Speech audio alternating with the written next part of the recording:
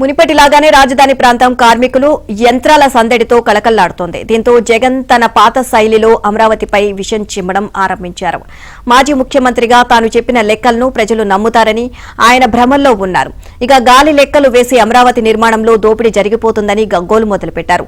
రాజధానిపై నిలువెల్లా విషం నింపుకొని అక్కడేవో ఘోరాలు జరిగిపోతున్నాయని చెప్పేందుకు పడరాని పాట్లు పడుతున్నారు. అందుకే నిజాల గణాంకాలపై అబద్దాల అంకెలతో దాడి మొదలుపెట్టారు. పదే పదం విషం కక్కితే జనం నమ్మేస్తారు అనేది జగన్ రెడ్డి నమ్మకం.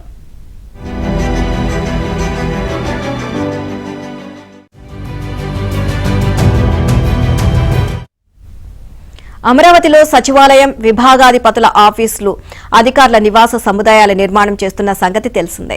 చదరపు అడుగు నిర్మాణానికి 10,000 నుంచి 13,000 దాకా ఖర్చు పెడుతున్నారని జగన్ తాజాగా ఆరోపించారు.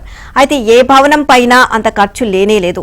అధికారిక లెక్కల ప్రకారం సవరించిన ధరల మేరకు చదరపు అడుగు నిర్మాణానికి కనిష్టంగా 5,000, అలాగే గరిష్టంగా 6,884 మాత్రమే వ్యయం అవుతోంది.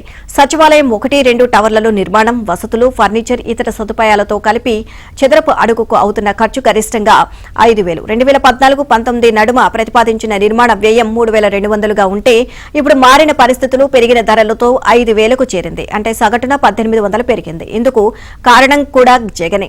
సీఎంగా ఉన్న 5 ఏళ్లలో రాజధాని పనులను ఆపివేశారు. ఇక అప్పుడు ఈ పనులన్నీ చేసి ఉంటే ఈ పాటికి సచివాలయం బ్లాకుల నిర్మాణం జరిగేది.